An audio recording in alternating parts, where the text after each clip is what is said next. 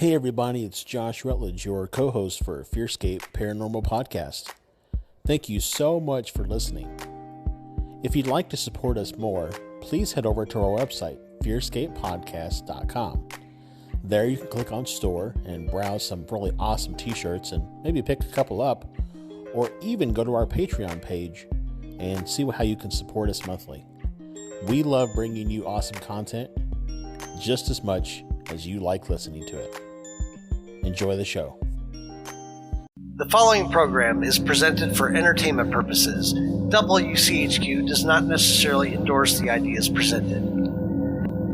FearScape is a program that explores the legends and lore around many creepy and scary things. Information is researched and presented in an entertainment fashion and is presented based off of what we found. Legends have a way of changing over time, so beware.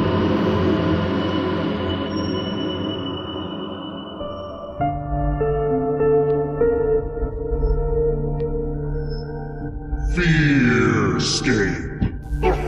Welcome, ladies and gentlemen, to FearScape here on 100.9 FM WCHQ, as well as the Destination Nation Network.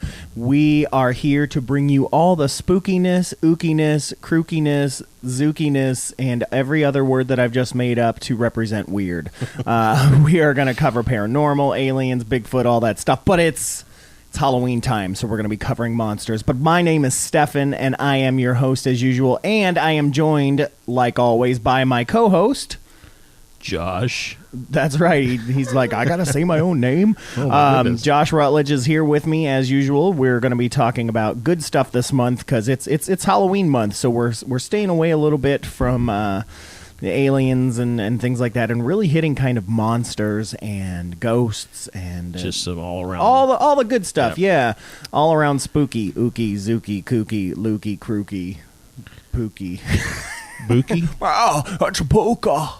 But yeah, this today is no different than last week where we talked about monsters of the Bible, because this week we are talking about a real life monster. Oh yeah, a real life monster that has been attributed to mythology throughout the years, and I would say has following just about as big as Count Dracula. Oh, you probably thought we were going to do Count Dracula. Well, you're wrong. Yeah. No, we're going to be talking about Elizabeth Bathory, who is probably the most famous female serial killer of all time. Oh yeah. In the history books, I think that in the Guinness Book of World Records, she's mentioned as such. But not only that, but she's also considered one of the first vampires to take the stage, and was possibly even, inspired Bram Stoker. So we're going to get into that. But before we do that, we got to get into a little bit of spooky news.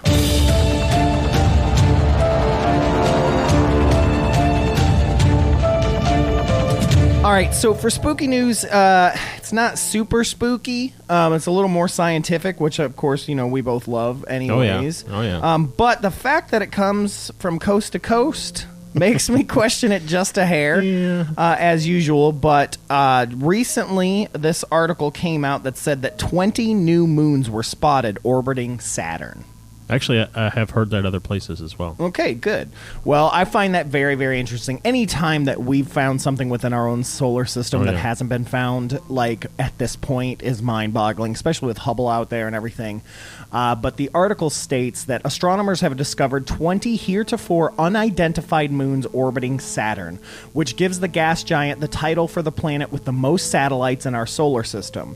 The record-breaking finds were reportedly made by a team of researchers from the Carnegie Institute of Science. The discovery brings the total number of moons circling Saturn to a whopping 82, which is 3 more than have been found around Jupiter. Each of the new moons measures around 3 miles across, and 17 of the bodies orbit in the opposite direction of the planet's rotation. Studying the orbits of these moons can reveal their origins as well as information about the conditions surrounding Saturn at the time of its formation, lead researcher Scott Shepard explained in a statement announcing the discovery. As for what the moons will be called, the Carnegie Institute is actually turning in that task over to the public by way of a contest in which people can submit suggested names for the newfound celestial bodies. However, before you start petitioning to have one of them named after you, there are some restrictions, as in honor of Saturn's sizable nature, the moons must be named after giants from Norse, Gaelic, or Inuit mythology. So, yeah, let's get Planet Thor. Moon Thor. Yeah, well, I am Moon Thor. Well, a couple interesting things. I don't want to get too nerdy here, but so gas giants are believed to be basically failed stars. Oh, I didn't know that. So, when a star is formed, it's basically a bunch of gas that compacts in on itself, and then it starts to burn itself, and then it becomes a star. Right. That's also called diarrhea after you eat Mexican food.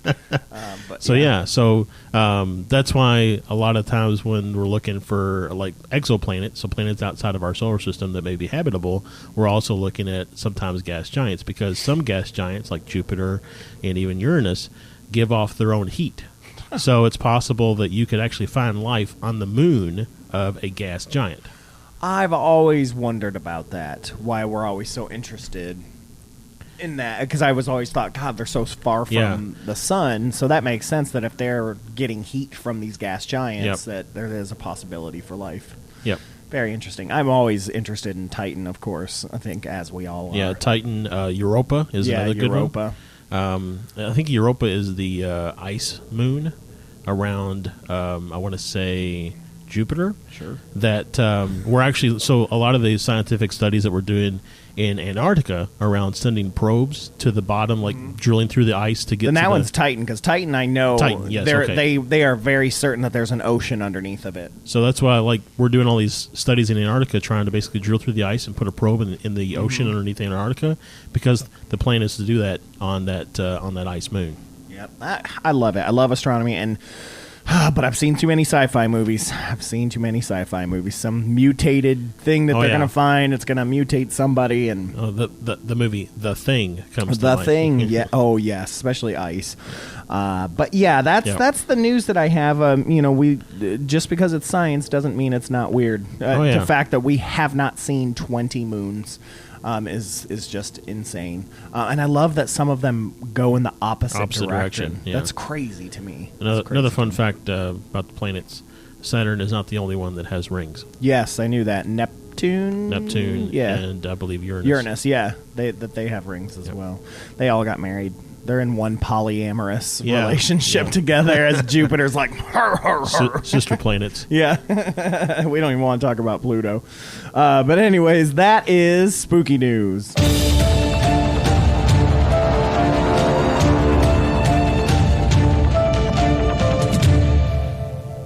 All right, so spooky news. Woo, aliens. We're not talking about aliens. We're talking about moons. No, but I had a pretty uneventful week. I think mostly I was so busy this week. So busy this week, between traveling to a wedding, seeing family, seeing my friend Santosh, who was on here a few episodes back.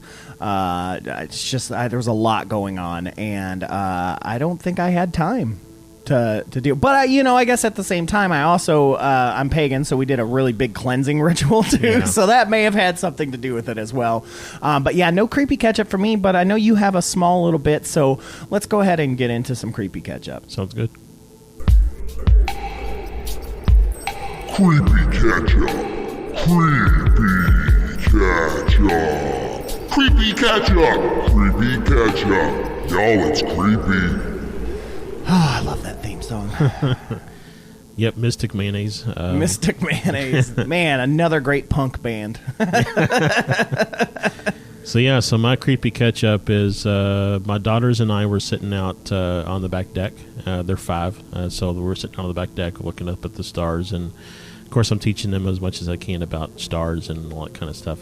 And so we're sitting there, and one of my daughters, Lily, she says, "Look, what's that?" And she sees this light, moving south to north across the sky. And again, it's like really high up there. It's so high up there that it looks like a star moving in the sky. I refuse to believe that that's an airplane that's flying up that high, because especially at night, in order for you to see it, the sun would have to be reflecting off the object. Yeah. So we did see the International Space Station, but that tracks in an easterly, Right. west to east path. This was definitely going north to south. So Right. This is like one of those Saturn moons. right, It's just doing its own thing. right. So that's my small creepy catch up. But again, it was kind of like in the same general vicinity of where we were seeing it before. Yeah, that's what I was going to say. That's why it's interesting is that, you keep getting kind of these pudding moments with other people, whether it's, who did you say before, your father-in-law? Yep, father-in-law. Father-in-law, now your kids, Yeah. and, and you're in a decent area that where I'm at, I live so close to downtown. I mean, I'm lucky to see a star. Yeah. And so I miss that. I miss that Yeah, for sure. With the moon was like a partial moon out that night, Mm-hmm. but if there was no moon, I mean, you just see everything. so. Everything, yeah. I love that. But yeah, keep your eyes to the skies, man. Yeah. not when the sun's out, but All right. Well, we'll jump out of that. So that was creepy catch up. Almost said spooky news again, but it was not. It's creepy catch up. Creepy catch-up. Creepy catch-up. Creepy catch-up. Creepy catch-up. Y'all, it's creepy. All right, so I'm ready to get into this. Elizabeth Bathory is one of my faves. She's awesome. I was surprised, and we'll get into this a little later, but I was surprised to find out that her first movie appearance wasn't even until 1970. well, she lived that long, huh? Yeah, she's she's a vampire. Yeah. I was just absolutely surprised by that because I have always known about Elizabeth Bathory, and I'm just surprised that, and it wasn't even Hollywood, it was Hammer Films that did it first, which makes sense. But just very interested in that. But yeah, so what do you got for us today? Yeah. So basically, we've got this chick, Elizabeth Bathory, and I don't mean to Lizzie B. Yep. And this all takes place in Hungary. Is it Hungary or Hungary? I don't know. It's Hungary. Okay. She's born. Hungary is a whole different thing we can't talk about on this show. And I think it was an HBO show. Anyway, so she's born August 7th, 1560. She died at the age of 54 on August 21st, 1614. I always find it interesting, anybody who their death date and their birth date is in within a really short period of time close to each other. It's Yeah. just, that to me just in itself is just really interesting Yeah, to see. and it makes you wonder, it's like, how hard did you party for your 54th birthday, Right. man? Like, So- or I find getting into some conspiracies here, but like how Jefferson and Adams both died on the 4th of July the same year. yeah, I mean, just weird. Yeah. What a weird day for. Yeah, they're I like, know. I can go now. Yeah. I made it to this many years for the nation. So. Yep. But so anyway,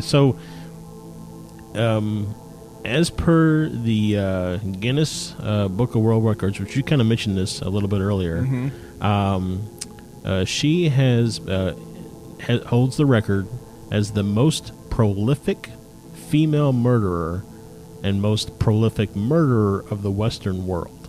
Wow. Her purported victim count, 650. Holy crap. Right. And think about it. She's 54. Yeah. So, I mean, let's assume that she got started in her teens. I mean, that's still, That's a big count. So, yeah, I mean, basically, I found this really interesting when I was digging through looking for some research on this. So, her family controlled Transylvania. Really? Yeah, so she was a prominent nobility in Hungary, and her family controlled Transylvania. So her and Vlad were around the same joint. Yeah. Interesting. I don't know. I didn't look it up. I wonder. I know y'all, previous to my joining the team, did a story on Vlad the Impaler. did. I don't remember when his reign of terror was supposed to happen. Maybe we can look that up. Well, he was around 1448. Hold on a second, because they don't know exactly what day he was born... 1428 to 1477. Okay. So, I mean, not far. No, like 100 years. Not far at all. That's crazy to me. My mind is blown right now. I mean, I know Wallachia is a little bit different. You know, it's more Romanian, but I mean, still, they were very close. Yeah. So. I mean, and I'm sure, they didn't have probably newspapers or social media then, but I'm sure news traveled, and so his exploits at the time, I'm sure, reached those folks in Hungary, right, through the grapevine. Or do they have grapes in Hungary? I don't know. Maybe it was some other. I'm sure they do. I mean, there's no sunlight anyway. Yeah. So. The olive vine. The olive vine. But yeah, so what's really interesting too is that her uncle, Stephen, or perhaps it's Stefan, I'm not sure. Bathory. Let's go with Stefan. Was the king of Poland. So I mean, here's a pretty prominent family in the area. And when we get into it a little further down, we'll find that nobility helped her quite a bit later on in life. So, but yeah, so she got married to another powerful Hungarian family dude. His name was Count Ferenc. Not a stay. You're on your own on these ones. Not a stay. I don't know. Namaste. Yeah, I just always wanted to be a count. I don't know. Right. How do you have to be appointed as a count? No, I think it's royalty. Okay. You know, because I'm totally making this up. Well, I watched this show on BBC a few years ago. It was called The White Queen. Mm-hmm. It was about the Queen of England and all of her stuff. And when the English families took, like, so it shifted from being one ruling family to another ruling family, they would just like make various members of their family different posts. Yeah. Like, you're going to be a count, you're going to be a baron, you're going to be a whatever. So it looks like originally a count was someone who kind of, in nobility purposes, was someone who kind of reigned over a county type area. Oh, okay. But later on, especially in the Western Roman Empire, it became known as someone who was more like a military commander but didn't have a specific rank. And then from there. So, yeah, it looks like it was mostly kind of appointed in a sense, like because it was land. It was based off of land. And so you could be given that land, but your family could then reign as the count. It's kind of like if you move into an apartment building and you become the super, you get to live there rent-free. Yes. Literally, yeah. So, yeah, but it also makes me wonder how, like, Count Chocula and the Count, got their titles. What did they have to do to get those? But anyways, I mean, it's pretty low. So, you've got your prince and princesses and that normal hierarchy. Underneath that is a duke or a duchess. Underneath that gets into sovereign prince and sovereign princesses. Underneath that is where we get into the marquis. And then under that is the count or the earl. So earl and count are pretty similar. So, like, somebody threw him a bone, basically. Yeah. Yeah. So, okay. So probably through a military conquest. Yeah, probably. So she got married to this guy. I'm just going to call him Count Nad. Yeah, Count Nads. Okay. And in 1575, and they moved to Castle Grayskull. Cashtice? Cocktice? Yeah, I don't know. Cocktice? Maybe someone listening speaks Hungarian and can tell us what this says. But, which was a wedding gift by the Count's family. Heck of a gift. Yeah, here's a castle. Have fun. Yeah. So from 1585 to 1595, so keeping in mind she was born in 1560, she had 4 children. So basically, I think, I could be wrong, but I think as far as, like, of the time, 25 would have been pretty late to bear your first child, I think. Back then, for sure. Yeah. So, I mean you're getting married at like 13, and then yeah. So, anyways, so from throughout the 15th century, she and her servants, she got her servants involved, killed not just killed. I mean, they did some pretty messed up things to roughly 650 people, and just some of the things that it kind of talks about here that she would do, or that was, I guess, professes that she would bathe in people's blood, stabbing the victims, biting their breasts, hands, face, and arms, cutting them with scissors, sticking needles into their lips, or burning them with a red-hot iron. I mean, just, all around a good time at the castle Countess, or whatever whatever the name there is. So yeah, I mean, it's pretty bad. I mean, and I've actually got a complete list here that I was able to find of all the different testimonials, or not really testimonials. So 300 people gave a testimonial. This list is all the things that they knew about that her and her 4 servants had done. Right. So let's go through these. There's quite a bit, and they're really all worth kind of talking about. Yeah. Because these are pretty messed up, and a lot of these, they say that, close to 600 of them they assume were virgins. Yeah. As well. She was obsessed with blood.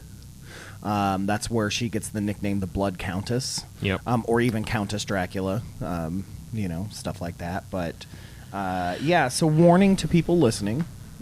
These are going to be disturbing details because it's gross. I mean, it's really, really messed up. Yeah, I mean, it's so we'll go back and forth on these. Okay, that sounds complete. So again, keeping in mind this came from the testimonials of 300 individuals, and this is what at her trial. At her trial, yep. And this is what her and her 4 closest servants were accused of doing. Which is interesting, by the way, because she had 4 children, and so I wonder if she didn't want them involved, right? So she's like, well, I'll pick 4 of my servants to do what I would love to do with my kids. What's really interesting is in most of the accounts that I found, or most of the stories that I found online, there's really no mention of her children. I mean, it's like they weren't there. Yeah, and maybe they were sent away. Yeah, I mean, more than likely. Even here on one of the web pages, like, there's no link for any of those kids. Yeah. To check it, to look into. So yeah, they were rich. So they probably sent off to school, boarding school, or whatever the case was in the 16th century. Yeah. So, yeah. All right. So I will start off here. First thing we've got here is kept her servants chained up every night, so tight their hands turned blue and they spurted blood. Jeez, I mean, you have to be very, very tight on that. Yeah, I mean, it's. Excuse me. I mean, we think about the hand, and there's really not a lot there on the wrist part to really secure chains to. So, I mean, I'm thinking that like it was so tight that like the hand almost was falling off. I mean, basically. And I can just feel that pressed against the wrist bones as well. I mean, you're making my stomach queasy here. She also beat them to the point where there was so much blood on the walls and beds that they had to use ashes and cinders to soak it up. Wow. So when you think... like when a kid throws up and the janitor comes out with that stuff. Yeah. That's essentially the equivalent of that here. Or like if there was a bad car accident and there's like like fluid from the car's engine on the road. Yes. They'll put down like sawdust and stuff to soak it up. I mean, it's basically what's happening, right? Yep. They're coming in and they're throwing that stuff over the walls to soak it up and then brushing it up later. I mean, it's if you can imagine to yourself is like maybe just like a fly on the wall of what that scene must look like, with just all that stuff everywhere. I mean, it's just gruesome to think about. So yes, it says here that they once beat a servant in Vienna so loudly that her neighbors, some of them monks, threw clay pots against the wall to protest. So it's nice to know that the monks did not break their vow of silence. Well, I mean, is it them or the pots that broke the silence? Right? Yeah, that's true. That's true. So, but also think about this. I mean, I don't know. I'm assuming probably most of the houses were stone or brick at this point in time, and so you've got that's some pretty loud screaming to be able to hear through stone or brick. Oh yeah, for sure. Let's see, what else do we got here? She strangled servant to death with a silk scarf, a harem technique known as the Turkish way, a euphemism I now endeavor to work into my daily life. I don't know who said that, but whoever the author that found these. Yeah. And I'm like, no, you don't want to work that into your daily life. Stay away. Yeah, that I don't know what you would use the Turkish way. I guess so it doesn't leave a mark. I don't know. That's probably. I mean, think about a scarf. I mean, it's probably. I don't want to give anybody any ideas, but it's probably draped across the neck. So, like what they used to say in beat somebody with a bag of oranges or something like that. You never heard that? No. If you beat somebody with a bag of oranges, it's not supposed to leave any marks because the oranges are so soft and they're spread out across wherever you're beating that person out that there's no like bruising or whatever that's left I just behind. use a bag of soap, like liquid soap. I just use a sock with homie. Don't play that sock. Yes, with the ball in the inside there. Yeah. So, burned her servants with metal sticks, red hot keys, and coins. Ironed the soles of their feet and stuck burning iron rods into their vaginas. Jesus. I don't even want to talk about that one. No. Jesus. I mean, it's just a lot of branding going on, essentially. Yeah. It was basically like she woke up in the morning and said, "What have I not tried yet?" Yeah, what have I not tried yet? Exactly. She would stab them, prick them in their mouths and fingernails with needles, and cut their hands, lips, and noses with scissors. I mean, some of this sounds like torture techniques in Vietnam as well. Yeah. Well, the fingernails thing just with, yeah. So, used needles, knives, candles, and her own teeth to lacerate servants' genitals. Well, I mean, here we get into a little closer to vampirism. Yeah. Using her teeth to lacerate, particularly the genitals. Crazy, man. And I know we'll talk a little bit about this, but a lot of this started out as a way for her to, get her youth. To preserve her youth, and then it just spiraled. Yeah, obviously.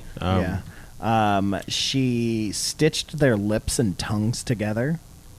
So, like, I've seen in movies and artist renditions and things of, like, the person with their mouth sewn together. Yeah, sewn together. But, I mean, imagine, I guess you would be having your tongue sewn to your lips and then your lips sewn together as well. I mean, it must be, yeah, and so you can't even move your tongue. Right. So there's no talking, there's no humming, you can't eat, you can't drink.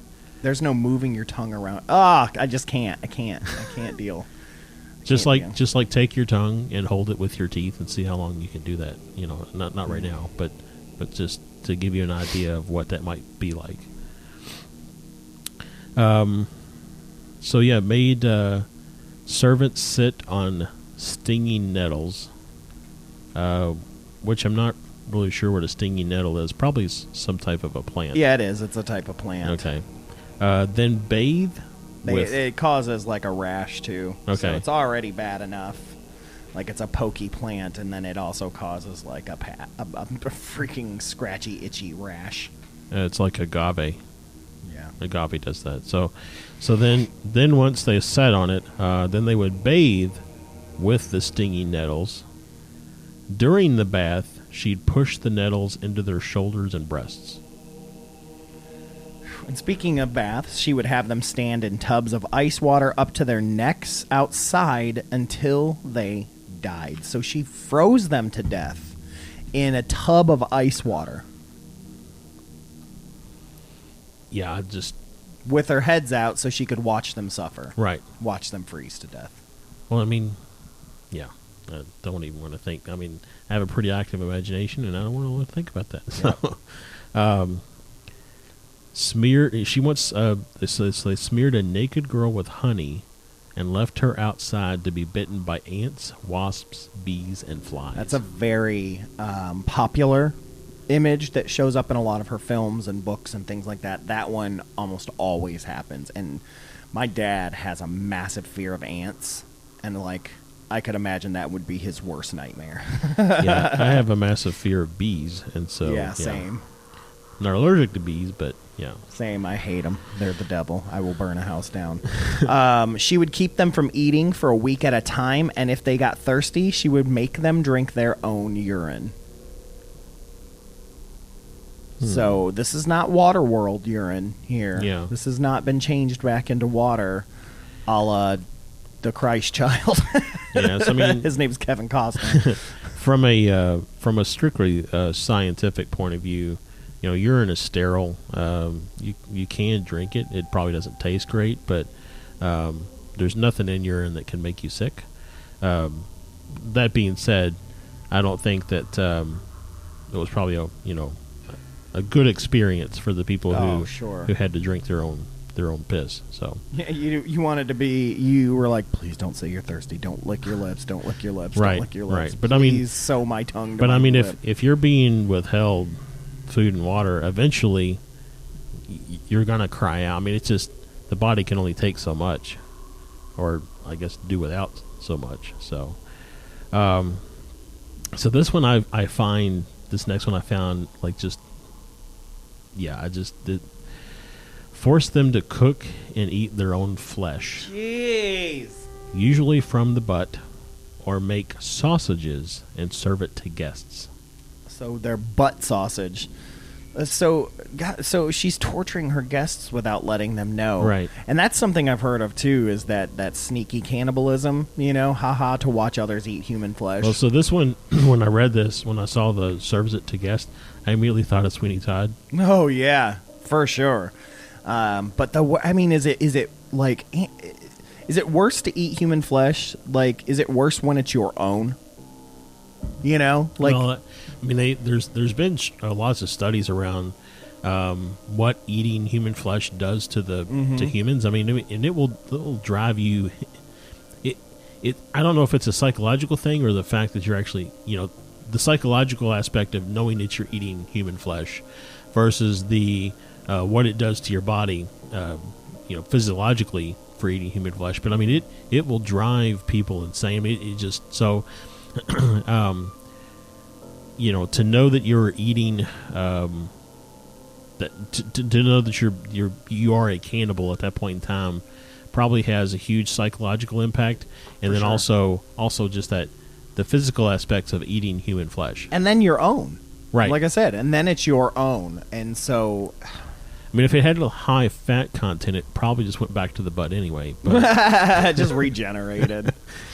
So, but yeah, I mean, it's just really just a lot of this stuff is just really sick to think that it was happening, and really you really feel bad for the fact that so much of this stuff happens to servants, and because of I guess like the caste system and servants being so low in the caste system that there was nothing that.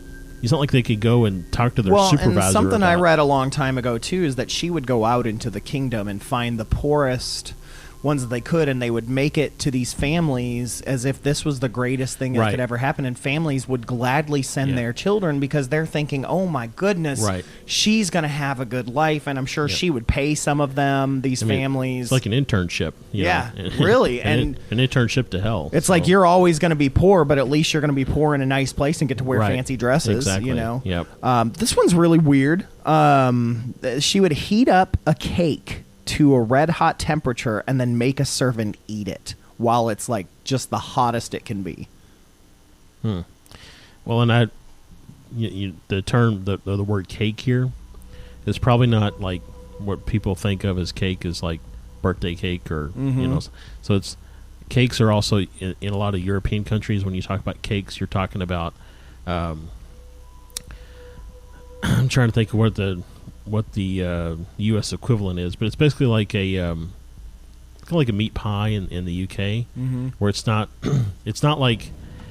spongy cake is what I'm getting to. Yeah, here. You know, more like a crust. It's like a crust, like and a pie crust. And it's got like usually like meat and stuff in it, or like a really heavy and thick, like almost like a gravy type stuff. In it. So that's gonna burn like crazy. So, I mean that's. Let's see. So what's interesting here is that she really liked to be in the kitchen, because the next one here is that she baked a magical poisonous cake in order to kill a rival magistrate. It turns out this guy George Thurzo, which, you know, not a bad clown name, right? Was also the guy who arrested her. So, obviously, she didn't get around to giving him the poisonous cake. Right. But yeah, I mean, it's a little bit of the Wicked Witch type. Yeah. Right there, Well, you know. speaking of which, here she once cast a magic spell to summon a cloud filled with 90 cats to torment her enemies. They just came into people's houses and just knocked remotes off, like. All remotes and glasses. People were sleeping, and they just sat on them and looked at him in the face. So yeah. So had an ongoing affair with some guy named Ironhead Steve. That was my nickname. That was my nickname in high school. Yeah. I mean, of people to potentially have affairs with, I guess Ironhead Steve is not a bad way to go. Yeah, I guess that's better than soft elbow soft elbow Jeff. You know, she once stuffed 5 servants' corpses underneath a bed and continued to feed them as if they were still alive. So she was still torturing them after they died. Yeah. You've heard of the Princess and the Pea. This is the Princess and the 5 Corpses. Princess and the 5 Corpses. We just played with them. So she would bury her victims in gardens, grain pits, orchards, and occasionally cemeteries. Sometimes with rites, often without. So I'm not. I wasn't raised Catholic, but Stefan, I knew you were. So the whole rites thing is really big, right? Yeah, it's really, really big because it meant that you essentially didn't get into heaven. I mean, it was a big deal. So if you don't have rights, you're stuck in purgatory? Yeah. Okay. You can do a lot of the things that get you into heaven, but if you haven't done them all, well, you'll be stuck in purgatory. I think there's ways to get around it and things like that. It's been a long time. Yeah. And that's ancient Catholicism as well. Yeah, like grease palms of the saints or whatever. So, but yeah, one thing that I wanted to mention that we didn't bring up, first of all, I found out that where her castle is still there, by the way, is in what is now Slovakia. Okay. So to give you a better understanding of where it sits. But one of the things I remembered and I had forgotten about is that her husband was the chief commander of the Hungarian troops when they were warring against the Ottomans. So she did a lot of this while he was away at war because she was bored. Yeah. Yeah, and I do remember reading that, and I remember, and we've actually got this here where it says she actually, so we talked a little bit about this and when we read through the stuff that she did, but she enjoyed torturing and killing young girls. At first they were her servants in her castles, daughters of local peasants, But later they included girls sent by her local gentry families to learn good manners. That's what you're talking about with, going out to the families and saying, hey, send your daughter to me and I'll teach them how to. Yeah, the original Girl Scouts. Hold their cups while they drink. But yeah, and like you mentioned, she believed that by drinking the blood of the young girls, it would preserve her youthfulness and looks.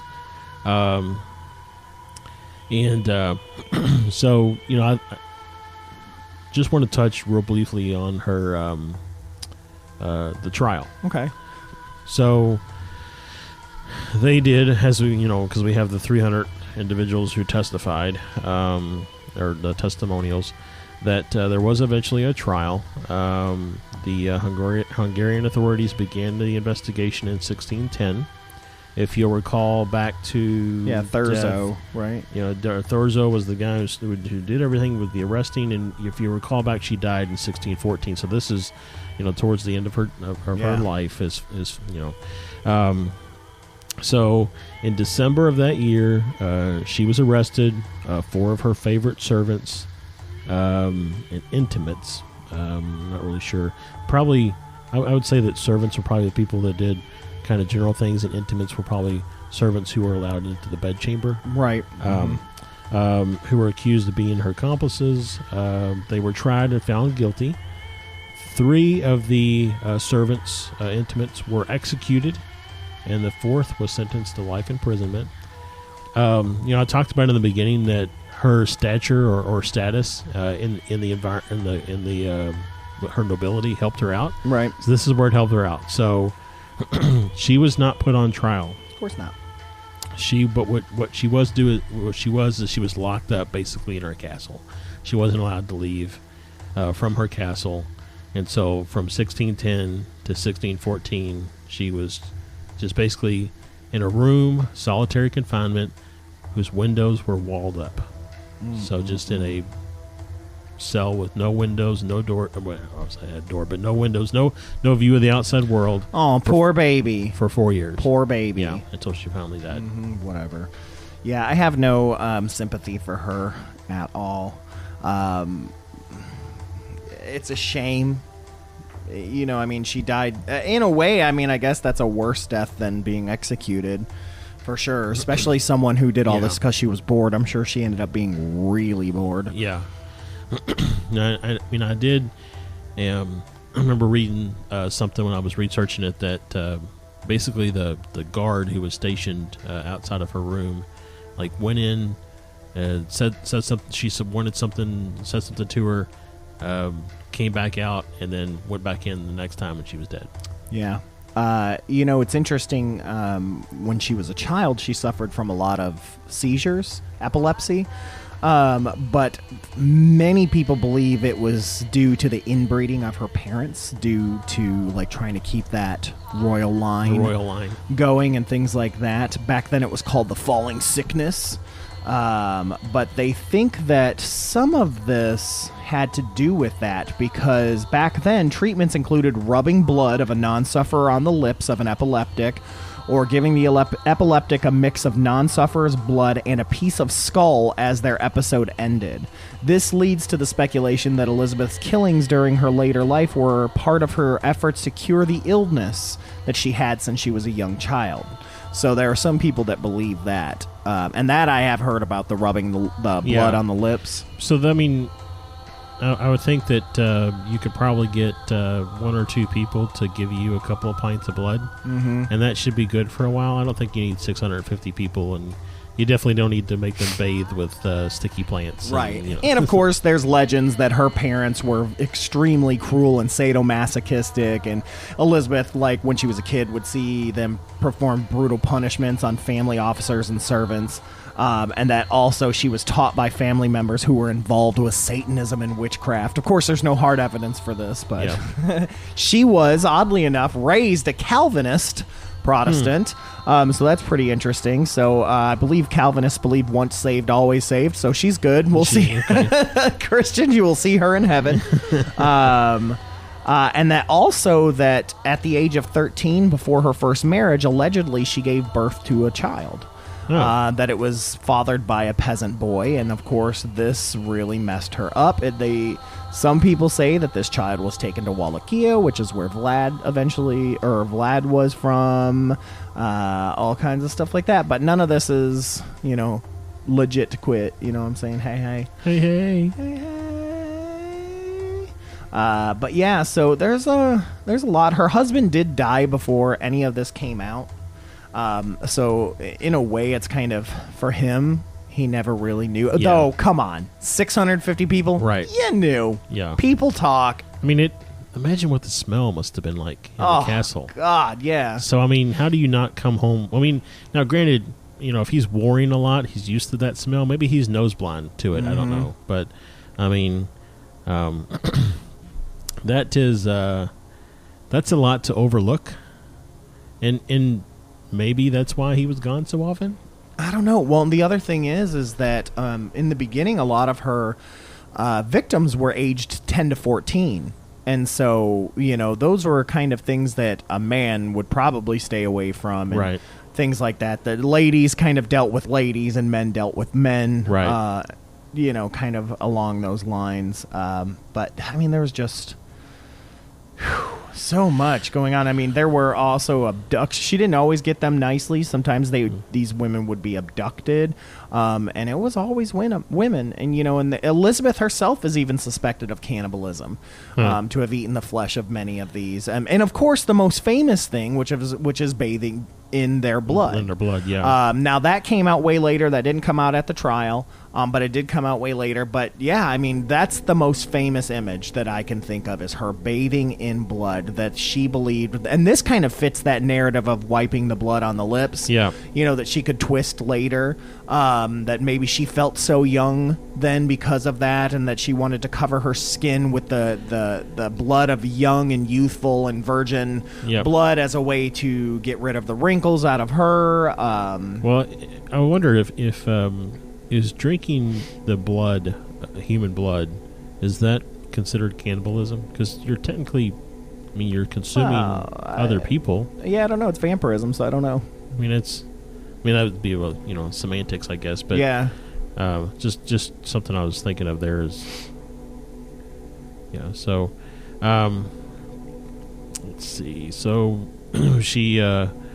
Went to the investigation that started and everything. So that one actually went on for, let's see, between 1602 and 1604. The rumors started to spread throughout the kingdom. And then finally in 1610, that's when they started doing the investigation. So, here it still went on for another 6 to 8 years before they finally said, hey, let's look into this and see what's going on. And there are, in the Hungarian State Archives, there's a lot of information there that's still there. There's even 32 letters written by Bathory that are in there. Apparently there's rumor that she has diaries somewhere that they haven't found yet. And in fact, on the night of her death, it was the 21st of August, 1614. The only thing that was in that room were small slits left open for ventilation and the passing of food. There are some legends that say she didn't even get light. Like, there wasn't even any light, just what came in through those slits. But on that evening, Bathory complained to her bodyguard that her hands were cold, whereupon he replied, "It's nothing, mistress, just go lay down." She went to sleep and then was found dead the following morning. She was buried in the church of Countess on 25th of November, 1614, but according to some sources, due to the villagers' uproar over having the Blood Countess buried in their cemetery, her body was moved to her birth home at Exed, where it was interred at the Bathory family crypt. The location of her body today is unknown, and the church or the castle do not bear any markings of her possible grave at all. So they have no idea. So what's interesting there is that I guess people were... Well, so I think there's a couple of things that are interesting. Is that after all of that, she still received a proper burial. Mm-hmm. That has to be for nobility. I mean, that's the only way that happens. B, people were in an uproar, and that's why they moved the body, not because of like grave robbers and things that. It was, and then I think it's interesting that they have basically hidden the body away and made no markings to its location, probably to spur I don't know, people who might be encouraged to do similar things or praise or worship or whatever that what she was doing or what she stood for. So moving on into kind of pop culture, she did very well. Yeah. She actually fit into a lot more pop culture in a lot of ways in the early 18th and 19th century, more so than Dracula did, Vlad, because it was, it was a Jesuit in 1729 who was a scholar that wrote this book called Tragedia Historica, so historic tragedies, whatever. Yeah. This is the first time her legend ever appeared in print. So in 1729, he was the first one to write about her case, and it spread like wildfire. Yep. That's where people started to learn the legend, were absolutely obsessed with it. And then from there, it just went. More and more books were written, especially because she was a female. They talk about, they have concluded that the theory that Bathory murdered on account of her vanity sprang up from contemporary prejudices about gender roles, because women were not believed to be capable of violence for its own sake at that time. What's interesting here is it says that some witnesses' accounts were first published around 1765. So then that's when you actually have, kind of that listing of things that were done during her reign of terror, so to speak. Mm-hmm. And then there was a book written called Hungary in Transylvania in 1850 by Jean Paget. I'm putting that inflection there. It doesn't say. That were the supposed origins of Bathory's blood bathing, although his tale seems to be fictionalized or of the oral history from the area. So they're saying that up until that book was written in 1950, she didn't bathe in blood. So it really makes you wonder how much of this is the true account versus how much of this is creative storytelling throughout the years, especially if the first written account didn't occur until 1729. So yeah, one of the cool things is so Dockeray Stoker, who's the great grandnephew of Bram Stoker, was allowed by the House Stoker to create the sequel to Dracula called Dracula the Undead, and in this, Dracula, of course, meets her. She's in this, and Seward is going after, looking for Elizabeth Bathory. They say in this that she's the cousin of Count Dracula, and she decides to move to London as well and begin murdering women under the guise of Jack the Ripper. There's also the historical novel The Countess by Rebecca Johns that really gets into it, kind of using a first-person historical vision. Of course, then there's the vampire myths, which we just talked about. Just so much stuff, and there are a bazillion books, both fiction and nonfiction. She's also depicted in one book as the reincarnation of the demoness Lilith in a fictional novel called Demoness. She was in a Buffy the Vampire Slayer book. Yeah. I was surprised they didn't use her in the show, because even Dracula showed up in the show. Yeah. But yeah, so much. I mean, even there's a character that George R.R. Martin based off of her in A Song of Ice and Fire, a character named Mad Donnell Lothston, who was rumored to have stolen children from the land surrounding her castle and bathed in their blood, was inspired by her. Just so much, lots of poetry, tons of comics. The first stage play was created in 1865 called Elizabeth Bathory, a historic tragedy in 5 acts. And there was not another play until 1975. So here's where I wanted to get to. So there's a huge lapse because of the success of Dracula. Yeah. like I said, she was the most famous vampire. Like, people had already begun writing about her as if she was vampiric and things like that. And then Dracula shows up and just demolishes anything. Yeah. We don't even see another play until 1975. And in fact, we don't even get a film that involves her. So all through Universal, they did Daughter of Dracula, all those things that they could have used Elizabeth Bathory, all of this stuff, none of it was done until 1970. Now there's a, kind of depends, there's a very independent film that was very low budge, blah, blah, blah, that came out before this, but I don't count that one because this one came out from Hammer Films because they were hitting hard on the success of their horror films, especially with all the Dracula stuff with Christopher Lee. And I have seen this movie, and it's awesome. And it's called Countess Dracula, and it's got Ingrid Pitt, who is amazing, followed by Daughters of Darkness, Curse of the Devil. I mean, they just went nuts from there because that movie did really good, and it caused everybody to go, ooh, because also the 70s was really big on the lesbian vampire motif that was really hot at the time. So a lot of that's out there. Bloodbath.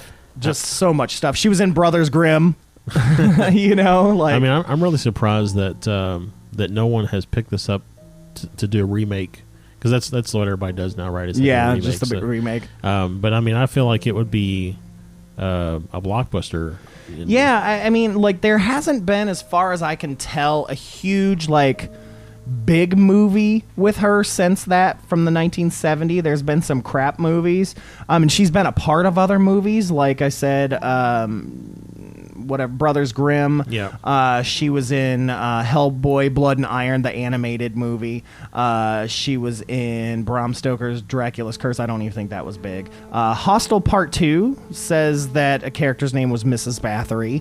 I don't know if that was intentional or not. 30 Days of Night, Dark Days. So the sequel there, she's in that, which I would fit that one a little bit more. And when the Fright Night remake came out, they made a low-budget sequel.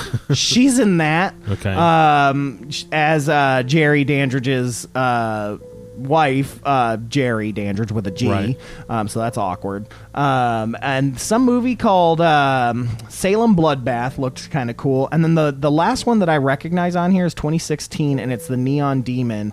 I haven't watched this yet, but it shows up on my Shudder queue quite a bit, but I know it's about women obsessed with youth and beauty and things like that, so maybe that's why it's counted there.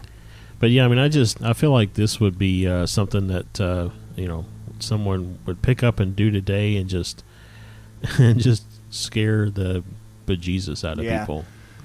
I'm all about it. There are plenty of music too, bands and songs, especially like black metal and things like that. There's a lot on her, but and as usual, we didn't even scratch the surface of everything there. But it's definitely an interesting story. She's all through a number of different video games. She's one of my favorite characters in history, as well as mythology and stories and stuff like that. In Castlevania, she's considered to be Dracula's niece. There's just so much cool stuff. But speaking of stories, we want to get into our listener story. This one actually comes from a friend of ours, but a very good friend of yours. Jason Kirk, and he's awesome. And he's one of those dudes that I don't think takes things lightly. So I feel like if he's telling us something, we need to listen. So let's check out this story, this listener story from Jay Kirk. So this story comes from a really good friend of mine, Jay, and this actually was one that I was a participant in. So a few years ago, we went to one of those guided tours at Waverly. It was a chilly night, so I had a light jacket on. There was about 25 people in the group, and if you've never been on one of those tours, they guide you through and talk about the history, then pause at special places and turn off the flashlights and let you, take it all in. We had stopped on the third floor and were looking down a hallway. I was out in front, so I took a few steps forward, away from the group, and crouched down next to the wall. No lights were on, but the moon was out, so there was some light coming in through the windows. As I crouched there, I felt something tug on the hood of my jacket. I reached back and nothing was there. The guide turned her flashlight back on and asked if anyone saw anything. I asked my friend if he had touched me or my jacket, and he said no, but he had seen it move. Ooh, somebody be tugging on. And Waverly, of course, is just, filled with tugs and pulls and pushes and all that stuff in the not good way from the Castle Cocktease. Right. So, yeah, I mean, it was, I was there. I mean, it was probably 3 or so feet in front of me, crouched down against the wall. And I mean, I saw the back of his jacket move. And, so you legit saw this. Oh, man. That's crazy time. Whew. Yeah, it was really interesting to again see that, and then him to say, "Hey, did you pull on my jacket?" Right. So it's just, Well, make sure if you guys have a story, if you're listening out there. So, see, it doesn't have to be this crazy, elaborate story. It can be as simple as just being somewhere and getting your coat tugged and no one's around. I mean, we want to hear these stories because we believe you. Send those stories to fearscapepodcast@gmail.com or just get onto our Facebook page or Twitter. Heck, even Instagram. Send us a picture with you thumbs up and send us a story. Just let us know those stories and we will read those here on air. But we got to get out of here. Yep. We got to get out of here. Gotta go. Next week we got a really cool one. It's one of my favorite hauntings of all time, so I'm not even gonna spoil it who it is, but I love this story. It's got Elizabeth and Mr. Warren in it, so I'm really excited. Yep. So, but yeah, or excuse me, not Elizabeth. Boy, I'm in Bathory mode. Ed and Lorraine. But yeah, we got to get out of here. Thank you for tuning in to 100.9 FM WCHQ, as well as Destination Nation Network at destinationcomics.com/DNN. This has been Stefan, and I will catch you on the flip side. This has been Josh. The truth is out there. That's right, folks. Make sure to hold those blankets extra tight. Good night, everybody. Good night.